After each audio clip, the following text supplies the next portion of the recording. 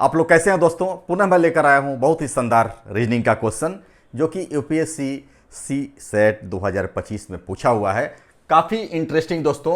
If a no यानी no is coded as 210, a no T is coded as 4200 and note is coded as यानी a no T coded as 21,000, then how is NOTES notes coded.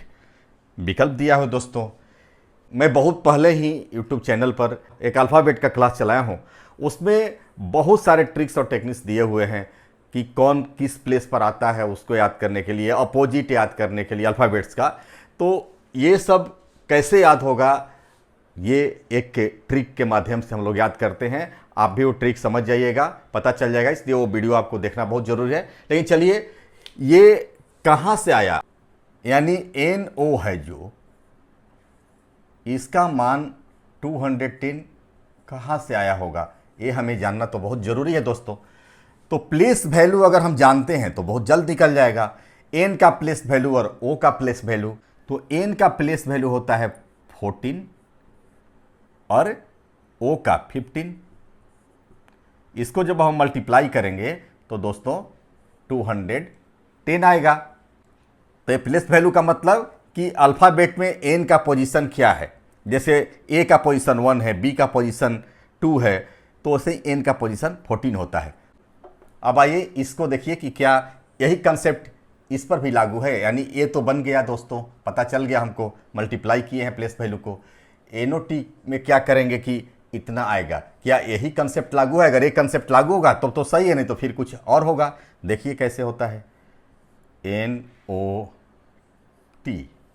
तो N का तो यहाँ है 14, O का 15 और T का EOT फार्मूला भी एक होता है दोस्तों, उससे भी आप याद कर सकते हैं। और T का क्या होगा 20, यानी ये प्लेस वैल्यू हुआ। और पहले से ये दोनों का हम मल्टीप्लाई किए हैं तो 210 आया है। और 210 में T का वैल्यू जब हम मल्टीप्लाई करेंगे तो क्या होगा 4200, और यहाँ देख रहे हैं कि 4200 दिया हुआ है। यानी अब स्पष्ट हो रहा है कि ये प्लेस वैल्यू को मल्टीप्लाई किया जा रहा है। अब NOTE देखिए दोस्तों, NOTE, इसका भी क्या है 14, ये तो पता है, 15, 20 और इसका क्या है 5।